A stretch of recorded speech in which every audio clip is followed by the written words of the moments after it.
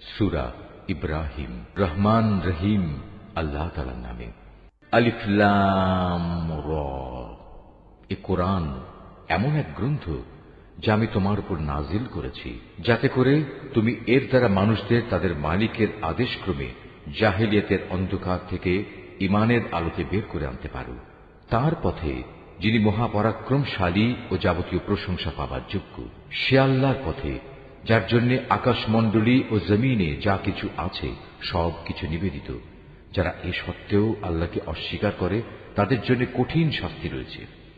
এ শাস্তি তাদের জন্য যারা পার্থিব জীবনকে পরকালীন জীবনের উপর প্রাধান্য দেয়, মানুষদের আল্লাহর সহজ সরল পথ থেকে দূরে সরিয়ে রাখতে চায়, সর্বোপরি এ পথটাকে নিজেদের খেয়াল খুশি মতো বাঁকা করতে চায়। এরাই হচ্ছে সেসব লোক যারা মারাত্মক গুমরাহিতে নিমজ্জিত রয়েছে। আমি কোন নবী এমন পাঠাইনি যে নবী তার জাতির মাতৃভাষায় আমার বাণী তাদের কাছে পৌঁছায়নি, যাতে করে সে তাদের কাছে আমার আয়াত পরিষ্কার করে বুঝিয়ে বলতে পারে। অতঃপর আল্লাহ তাআলা যাকে চান তাকে গোমরা করেন, আবার যাকে তিনি চান তাকে সঠিক পথে পরিচালিত করেন। তিনি মহাপরাক্রমশালী ও মহাকুশলী। আমি মূসাকে অবশ্যই আমার নিদর্শনসমূহ দিয়ে তার জাতির কাছে পাঠিয়েছি। আমি আদেশ দিয়েছিলাম, তুমি বের করে নিয়ে এসো তোমার জাতিকে জাহিলিয়াতের অন্ধকার থেকে ঈমানের আলোতে, এবং তুমি তাদের আল্লাহর অনুগ্রহের বিশেষ দিনগুলোর কথা স্মরণ করাও। যারা একান্ত ধৈর্যশীল ও পরম কৃতজ্ঞতা পরায়ণ, তাদের জন্য এ ঘটনার মাঝে অনেক নিদর্শন রয়েছে। মূসা যখন তার জাতিকে বলেছিল, তোমরা তোমাদের উপর আল্লাহ তাআলার নিয়ামত সমূহের কথা স্মরণ করো, বিশেষ করে যখন তিনি তোমাদের ফেরাউনের সম্প্রদায় থেকে মুক্তি দিলেন, যারা তোমাদের কঠোর শাস্তি দিত, তোমাদের ছেলেদের হত্যা করত, তোমাদের মেয়েদের জীবিত রাখত, তোমাদের মালিকের পক্ষ থেকে তোমাদের জন্য এত বড় ধরনের একটি পরীক্ষা নিহিত ছিল। স্মরণ করো যখন তোমাদের মালিক ঘোষণা দিলেন, যদি তোমরা আমার অনুগ্রহের শুকর আদায় করো তাহলে আমি অবশ্যই তোমাদের জন্য এই অনুগ্রহ আরো বাড়িয়ে দেব, আর যদি তোমরা একে অস্বীকার করো তাহলে জেনে রেখো আমার আযাব বড়ই কঠিন। মূসা তার জাতিকে আরো বলেছিল, তোমরা এবং পৃথিবীর অন্য সব মানুষ একত্রেও যদি আল্লাহর নিয়ামত অস্বীকার করো তাতে আল্লাহর কিছুই ক্ষতি হবে না, কেননা আল্লাহ তাআলা হচ্ছেন যাবতীয় অভাব অভিযোগ থেকে মুক্ত, প্রশংসার দাবিদার। তোমাদের কাছে কি তোমাদের আগেকার লোকদের সংবাদ এসে পৌঁছয়নি? নূহের, আদ, সামুদ সম্প্রদায়ের ও তাদের পরবর্তী জাতিসমূহের, যাদের বিবরণ আল্লাহ তাআলা ছাড়া আর কেউই জানে না।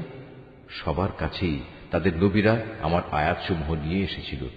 অতঃপর তারা তাদের নিজেদের হাত তাদের মুখে রেখে কথা বলতে তাদের বাধা দিত এবং বলত, যা কিছু পয়গাম নিয়ে তুমি আমাদের কাছে প্রেরিত হয়েছ তা আমরা স্পষ্টত অস্বীকার করি। তাছাড়া যে দিনের দিকে তুমি আমাদের ডাকছ সে বিষয়েও আমরা সন্দেহে নিমজ্জিত আছি। তাদের রসুলরা তাদের বলল, তোমাদের কি আল্লাহ তাআলা সম্পর্কে কোনো সন্দেহ রয়েছে, যিনি আসমান সমূহ ও জমিনের সৃষ্টিকর্তা?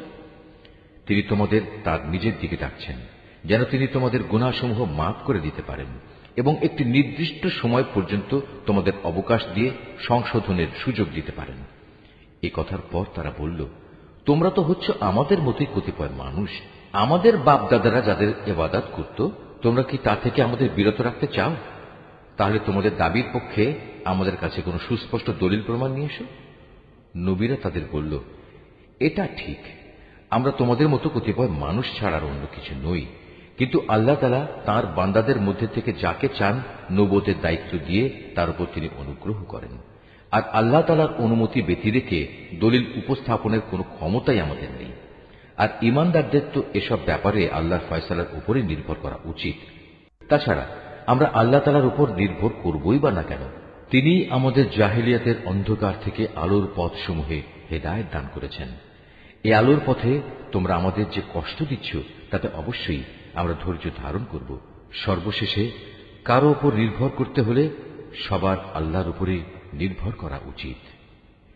কাফেররা তাদের রসুলদের বলল, আমাদের ধর্মীয় গোত্রে তোমাদের ফিরে আসতেই হবে, নতুবা আমরা তোমাদের আমাদের দেশ থেকে বহিষ্কার করে দেব। অতঃপর ঘটনা চরমে পৌঁছলে তাদের মালিক তাদের কাছে এই বলে ওহী পাঠালেন, আমি অবশ্যই জালেমদের বিনাশ করে দেব, আর তাদের নির্মূল করে দেওয়ার পর তাদের জায়গায় আমি অবশ্যই তোমাদের প্রতিষ্ঠিত করব। আমার এই পুরস্কার এমন প্রতিটি মানুষের জন্য যে ব্যক্তি আমার সামনে জবাবদিহিতার জন্য দাঁড়ানোকে ভয় করে এবং আমার কঠোর শাস্তিকেও ভয় করে, এর মোকাবেলায় ওরা একটা চূড়ান্ত ফয়সালা চাইল, আর সে ফয়সালা মোতাবেক প্রত্যেক দুরাচার ও স্বৈরাচারী ব্যক্তি ধ্বংস হয়ে গেল। তার একটু পিছনেই রয়েছে জাহান্নাম, সেখানে তাকে গলিত পুঁজ জাতীয় পানি পান করানো হবে। সে অতি কষ্টে তা গলধকরণ করতে চাইবে, কিন্তু গলধকরণ করা তার পক্ষে কোনো মতেই সম্ভব হবে না। উপরন্তু চারদিক থেকেই তার উপর মৃত্যু আসবে, কিন্তু সে কোনো মতেই মরবে না, বরং তার পেছনে থাকবে কঠোর আযাব। যারা তাদের মালিককে অস্বীকার করে তাদের ভালো কাজের প্রতিফল পাওয়ার উদাহরণ হচ্ছে ছাই ভস্যের একটি স্তূপের মতো। ঝড়ের দিন প্রচন্ড বাতাস এসে যা উড়িয়ে নিয়ে যায়, এভাবে ভালো কাজের দ্বারা যা কিছু এরা অর্জন করেছে তার দ্বারা তারা কিছুই করতে সক্ষম হবে না। আর এটাই হচ্ছে এক মারাত্মক গুমরাহী। হে মানুষ, তুমি কি দেখতে পাও না আল্লাহ তাআলা আসমান সমূহ ও জমিনকে যথাবিধি সৃষ্টি করেছেন? তোমরা যদি এর উপর না চলো তাহলে তিনি ইচ্ছা করলে এই জমিন থেকে তোমাদের অস্তিত্ব বিলুপ্ত করে নতুন কোন সৃষ্টি তোমাদের জায়গায় আনায়ন করতে পারেন। আর এটা বিপুল ক্ষমতাবান আল্লাহর কাছে মোটেই কঠিন কিছু নয়। মহাবিচারের দিন তারা সবাই আল্লাহর সামনে উপস্থিত হবে। যারা দুনিয়ায় দুর্বল ছিল তারা তাদের উদ্দেশ্য করে যারা অহংকার করত বলবে, দুনিয়ায় আমরা তো তোমাদের অনুসারেই ছিলাম, আজ কি তোমরা আল্লাহর আযাব থেকে সামান্য কিছু হলেও আমাদের জন্য কম করতে পারবে? তারা বলবে, আল্লাহ তাআলা যদি আমাদের আজ নাজাতের কোনো পথ দেখিয়ে দিতেন তাহলে আমরা তোমাদেরও তা দেখিয়ে দিতাম। মূলত আজ আমরা ধৈর্য ধরি কিংবা ধৈর্যহারা হই, উভয়টাই আমাদের জন্য সমান কথা। আল্লাহর আযাব থেকে আজ আমাদের কোনোই নিষ্কৃতি নেই। যখন বিচার ফয়সালা হয়ে যাবে তখন শয়তান জাহান্নামীদের বলবে, আল্লাহ তাআলা তোমাদের সাথে যে ওয়াদা করেছেন তা ছিল সত্য ওয়াদা। আমিও তোমাদের সাথে একটি ওয়াদা করেছিলাম, কিন্তু আমি তোমাদের সাথে ওয়াদার বরখেলাপ করেছি। আসলে তোমাদের উপর আমার তো কোনো আধিপত্য ছিল না, আমি তো শুধু এটুকুই করেছি, তোমাদের আমার দিকে ডেকেছি, অতঃপর আমার ডাকে তোমরা সাড়া দিয়েছ। তাই আজ আমার প্রতি তোমরা কোন রকম দোষারোপ করো না, বরং তোমরা তোমাদের নিজেদের উপরই দোষারোপ করো। আজ আমি যেমন তোমাদের উদ্ধারে কোন রকম সাহায্য করতে পারবো না, তেমনি তোমরাও আমার উদ্ধারে কোনো সাহায্য করতে পারবে না। তোমরা যে আগে আমাকে আল্লাহ শরীক বানিয়েছ, আমি তাও আজ অস্বীকার করছি। এমন সময় আল্লাহর ঘোষণা আসবে, অবশ্যই জালেমদের জন্য রয়েছে কঠিন আযাব। অপরদিকে যারা আল্লাহ তাআলার উপর ঈমান আনে এবং সে অনুযায়ী নেক কাজ করে, তাদের এমন এক জান্নাতে প্রবেশ করানো হবে যার পাদদেশে প্রবাহিত হবে রং বেরঙের ঝর্ণাধারা। সেখানে তারা তাদের মালিকের অনুমতিক্রমে অনন্তকাল অবস্থান করবে। সেখানে চারিদিক থেকে সালাম সালাম বলে তাদের অভিবাদন হবে। তুমি কি লক্ষ্য করনি আল্লাহ তাআলা কালেমায়ে তাইয়্যিবার কি সুন্দর উপমা পেশ করেছেন?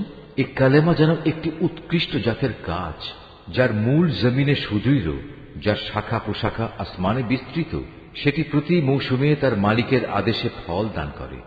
আল্লাহ তাআলা মানুষদের জন্য এভাবেই উপমা পেশ করেন, যাতে করে তারা এসব উপমা থেকে শিক্ষা গ্রহণ করতে পারে। আবার খারাপ কালেমার তুলনা হচ্ছে একটি নিকৃষ্ট বৃক্ষের মতো, যাকে জমিনের উপরিভাগ থেকেই মূলোৎপাটন করে ফেলা হয়েছে, এর কোন রকম স্থায়িত্বও নেই। আল্লাহ তাআলা ঈমানদারদের তার শাশ্বত কালেমা দ্বারা মজবুত রাখেন। দুনিয়ার জীবনে এবং পরকালীন জীবনে জালেমদের আল্লাহ তাআলা এমনি করেই বিভ্রান্তিতে রাখেন। তিনি যখন যা চান তাই করেন। হে নবী, তুমি কি তাদের অবস্থা পর্যবেক্ষণ করনি যারা আল্লাহ তাআলার নিয়ামত অস্বীকার করার মাধ্যমে তাকে বদলে দিয়েছে? পরিণামে তারা নিজেদের জাতিকে ধ্বংসের এক চরম স্তরে নামিয়ে এনেছে, জাহান্নামের অতলে, যেখানে তারা সবাই প্রবেশ করবে। কত নিকৃষ্ট সেই বাসস্থান! এরা আল্লাহ তাআলার জন্য তার কিছু সমকক্ষ উদ্ভাবন করে নিয়েছে, যাতে করে সাধারণ মানুষদের তার পথ থেকে বিভ্রান্ত করতে পারে। হে নবী, এদের তুমি বলো, সামান্য কিছুদিনের জন্য তোমরা ভোগ করে নাও, কেননা অচিরেই জাহান্নামের আগুনের দিকে তোমাদের ফিরে যেতে হবে। হে নবী, আমার যে বান্দা ঈমান এনেছে, তুমি তাদের বলো তারা যেন নামাজ প্রতিষ্ঠা করে এবং আমি তাদের যে রিজিক দিয়েছি তা থেকে যেন তারা আমারই পথে ব্যয় করে, গোপনে কিংবা প্রকাশ্যে। কিয়ামতের সে দিনটি আসার আগে, যেদিন মুক্তির জন্য কোন রকম সম্পদের বেচাকেনা চলবে না, না এর জন্য কারো কোন রকমের বন্ধুত্ব কাজে লাগবে। তিনিই মহান আল্লাহ তাআলা, যিনি আসমান সমূহ ও জমিন সৃষ্টি করেছেন এবং আসমান থেকে পানি বর্ষণ করেছেন, তা দিয়ে আবার জমিন থেকে তোমাদের জীবিকার জন্য নানা প্রকারের ফলমূল উৎপাদন করেছেন। তিনি যাবতীয় জলযানকে তোমাদের অধীন করেছেন, যেন তাঁরই ইচ্ছা অনুযায়ী তা সমুদ্রে বিচরণ করে বেড়ায়, এবং এ কাজের জন্য তিনি নদী নালাকেও তোমাদের অধীন করে দিয়েছেন। তিনি চন্দ্র সূর্যকেও তোমাদের অধীন করে দিয়েছেন। এর উভয়টা একই নিয়মের অধীনে চলে আসছে। আবার তোমাদের সুবিধার জন্য রাত দিনকেও তিনি তোমাদের অধীন করেছেন। তোমরা তার কাছ থেকে প্রয়োজনে যত কিছুই চেয়েছ, তার সবই তিনি তোমাদের সামনে এনে হাজির করেছেন। এবং তোমরা যদি সত্যি সত্যি তার সব নিয়ামত গণনা করতে চাও, তাহলে কখনোই তা গণনা করে শেষ করতে পারবে না। মানুষ আসলেই অতিমাত্রায় সীমা লঙ্ঘনকারী ও নিয়ামতের প্রতি অকৃতজ্ঞ বটে। স্মরণ করো, যখন ইব্রাহিম আল্লাহর কাছে দোয়া করল, হে মালিক, এ মক্কা শহরকে শান্তি ও নিরাপত্তার শহরে পরিণত করো, এবং আমাকে ও আমার সন্তান সন্ততিদের মূর্তি পূজা করা থেকে দূরে রেখো। হে আমার মালিক, নিঃসন্দেহে এ মূর্তিগুলো বহু মানুষকে গোমরা করেছে। অতঃপর যে আমার আনুগত্য করবে সে আমার দলভুক্ত হবে, আর যে ব্যক্তি আমার নাফরমানি করবে তার দায়িত্ব তোমার উপর নয়। নিশ্চয়ই তুমি ক্ষমাশীল ও পরম দয়ালু। হে আমাদের মালিক, আমি আমার কিছু সন্তানকে তোমার পবিত্র ঘরের কাছে একটি অনুর্বর উপত্যকায় এনে আবাদ করলাম, যাতে করে হে আমাদের মালিক এরা নামাজ প্রতিষ্ঠা করতে পারে। তুমি তোমার দয়ায় এমন ব্যবস্থা করো যেন মানুষদের অন্তর এদের দিকে অনুরাগী হয়। তুমি ফলমূল দিয়ে তাদের রিজিকের ব্যবস্থা করো, যাতে ওরা তোমার নিয়ামতের শুকর আদায় করতে পারে। হে আমাদের মালিক, আমরা যা কিছু গোপন করি এবং যা কিছু প্রকাশ করি, নিশ্চয়ই তুমি তা সব জানো।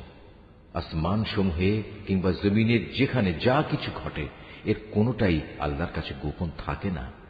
সব প্রশংসা আল্লাহ তাআলার জন্য, যিনি আমাকে আমার এ বৃদ্ধ বয়সে ইসমাইল ও ইসাক তুল্য দুটো নেক সন্তান দান করেছেন। অবশ্যই আমার মালিক তার বান্দাদের দোয়া শোনেন। হে আমার মালিক, তুমি আমাকে নামাজ প্রতিষ্ঠাকারী বানাও, আমার সন্তানদের মাঝ থেকেও নামাজি বান্দা বানাও। হে আমাদের মালিক, আমার দোয়া তুমি কবুল করো। হে আমাদের মালিক, যেদিন চূড়ান্ত হিসাব কিতাব হবে, সেদিন তুমি আমাকে, আমার পিতামাতাকে এবং সকল ঈমানদার মানুষদের তোমার অনুগ্রহ দ্বারা ক্ষমা করে দিও। হে নবী, তুমি কখনো মনে করো না এ জালেমরা যা কিছু করে যাচ্ছে তা থেকে আল্লাহ তাআলা গাফিল রয়েছেন। আসলে তিনি তাদের সেদিন আসা পর্যন্ত অবকাশ দিয়ে রাখছেন, যেদিন তাদের চক্ষু স্থির হয়ে যাবে। তারা আকাশের দিকে চেয়ে ভীত সন্ত্রস্ত অবস্থায় দৌড়তে থাকবে। তাদের নিজেদের প্রতি নিজেদের কোনো দৃষ্টি থাকবে না, ভয়ে তাদের অন্তর বিকল হয়ে যাবে। হে নবী, তুমি মানুষদের একটি ভয়াবহ দিনের আযাব আসা থেকে সাবধান করে দাও। এমন দিন সত্যি যখন এসে হাজির হবে, তখন এ জালিম লোকেরা বলবে, হে আমাদের মালিক, আমাদের তুমি কিছুটা সময়ের জন্য অবকাশ দাও, এবার আমরা তোমার ডাকে সাড়া দেব এবং আমরা তোমার রসুলদের অনুসরণ করব। জবাবে বলা হবে, তোমরা কি সেসব লোক যারা ইতিপূর্বে শপথ করে নিজেদের মধ্যে বলাবলি করতে, তোমাদের এই জীবনের কোনোই ক্ষয় নেই, অথচ তোমরা তাদের পরিত্যক্ত বাসভূমিতেই বাস করতে, যারা তোমাদের আগে নিজেদের উপর নিজেরা জুলুম করেছিল, এবং এ কারণে আমি তাদের প্রতি কি এ ধরনের আচরণ করেছিলাম তাও তোমাদের কাছে সুস্পষ্ট ছিল। তোমাদের জন্য আমি তাদের দৃষ্টান্ত উপস্থাপন করেছিলাম। সোজা পথে এরা বিভিন্ন চক্রান্তের পন্থা অবলম্বন করেছে। আল্লাহর কাছে তাদের সেসব চক্রান্ত লিপিবদ্ধ আছে, যদিও তাদের সে চক্রান্ত দেখে মনে হচ্ছিল তা বুঝি পাহাড় টলিয়ে দিতে পারবে। হে নবী, তুমি কখনো আল্লাহ তাআলাকে তার নবীদের দেয়া প্রতিশ্রুতি ভঙ্গকারী মনে করো না। অবশ্যই আল্লাহ তাআলা মহাপরাক্রমশালী ও প্রতিশোধ গ্রহণকারী। প্রতিশোধ হবে সেদিন যেদিন এ পৃথিবী ভিন্ন আরেক পৃথিবী দ্বারা পরিবর্তিত হয়ে যাবে। একইভাবে আসমানসমূহ ভিন্ন আসমানসমূহ দ্বারা বদলে যাবে এবং মানুষরা সব হিসাবের জন্য এক মহা ক্ষমতাধর মালিকের সামনে গিয়ে হাজির হবে। সেদিন তুমি অপরাধীদের সবাইকে শৃঙ্খলিত অবস্থায় দেখতে পাবে। ওদের পোশাক হবে আলকাত্রার মতো বিভৎস, তাদের মুখমণ্ডল আগুন আচ্ছাদিত করে রাখবে। এটা এই কারণে আল্লাহ তাআলা প্রতিটি অপরাধী ব্যক্তিকেই তার কর্মের প্রতিফল দেবেন। অবশ্যই আল্লাহ তাআলা হিসাব গ্রহণে অত্যন্ত তৎপর। এ কোরআন হচ্ছে মানুষের জন্য এক মহা পয়গাম, যাতে করে এই গ্রন্থ দিয়ে পরকালীন আযাবের ব্যাপারে তাদের সতর্ক করে দেয়া যায়, তারা যেন এর মাধ্যমে এও জানতে পারে তিনি একমাত্র মাবুদ। সর্বোপরি বোধ শক্তি সম্পন্ন ব্যক্তিরা যাতে করে এর দ্বারা উপদেশ গ্রহণ করতে পারে।